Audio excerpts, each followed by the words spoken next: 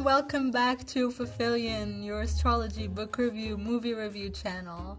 Today we'll be doing one of their K-pop analysis charts, and today's chart is a little bit special because we're talking about a special lady called Hyuna, the queen herself. Okay, before we start this video, as always, I am not a professional astrologer, so take my words with a grain of salt.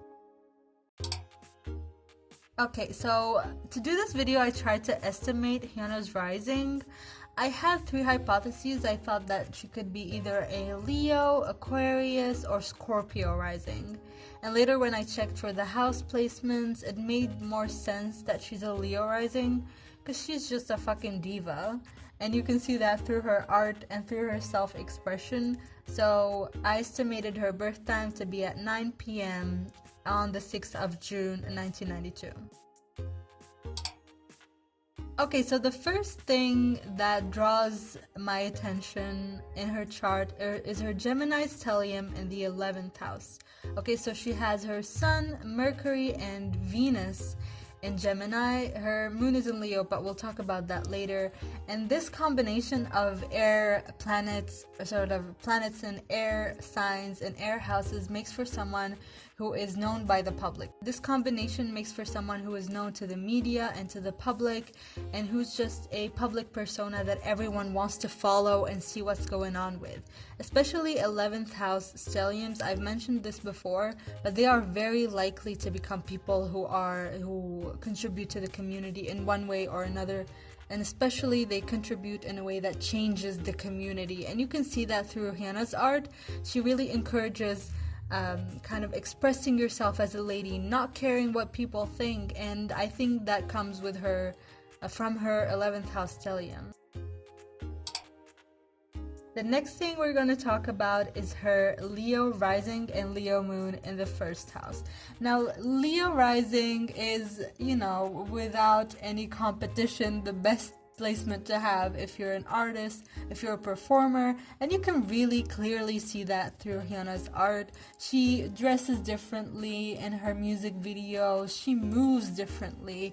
She's a great performer who knows how to capture the audience's attention, and with having that moon in Leo in the first house, that makes for someone who people can relate emotionally to. So if she shares her emotion through lyrics or, even in interviews, people can relate a lot to her.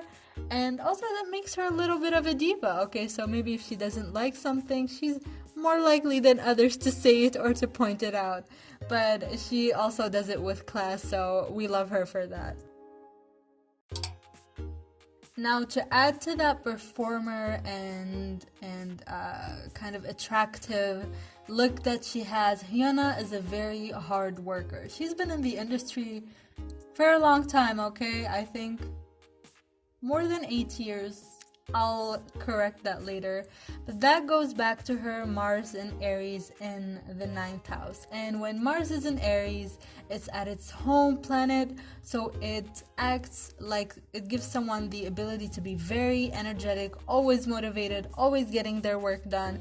And we can see that through Hyuna's career. She's been someone who is consistent all the time. I mean, sometimes things happen and she may disappear for a while, but she always keeps consistent and keeps going. Now, if you want to talk a little bit about the content of her creations, we need to look at the 5th house.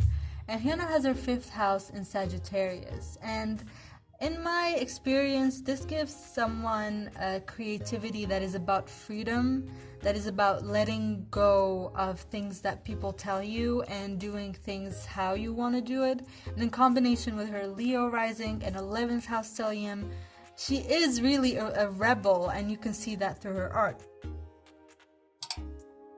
Throughout her music and the interviews, and even when you see her, I mean, if she's in an airplane or not an airplane, an airport, you can see that Hyuna is someone who's very independent, and she looks like a girl boss. And this is due to her Mars squaring Uranus. And sometimes I say Uranus and sometimes I say Uranus. No, it doesn't matter.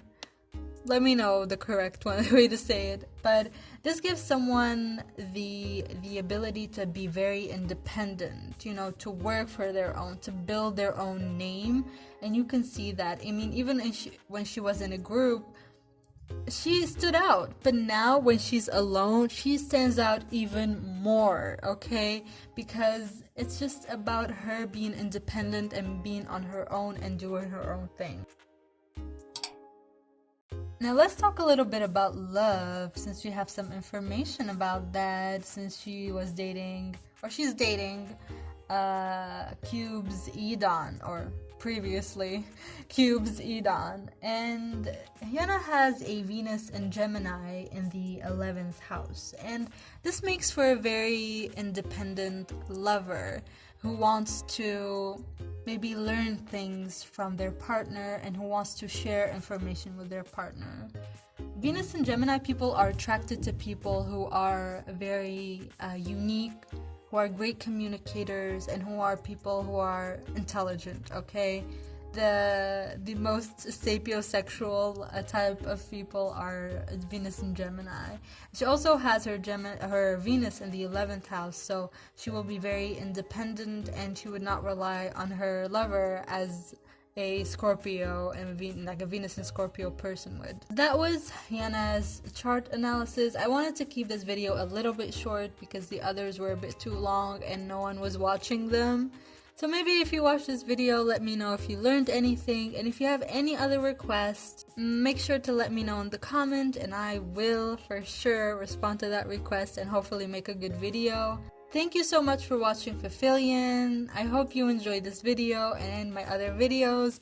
Please subscribe and like this video, and I will see you in the next time. Bye!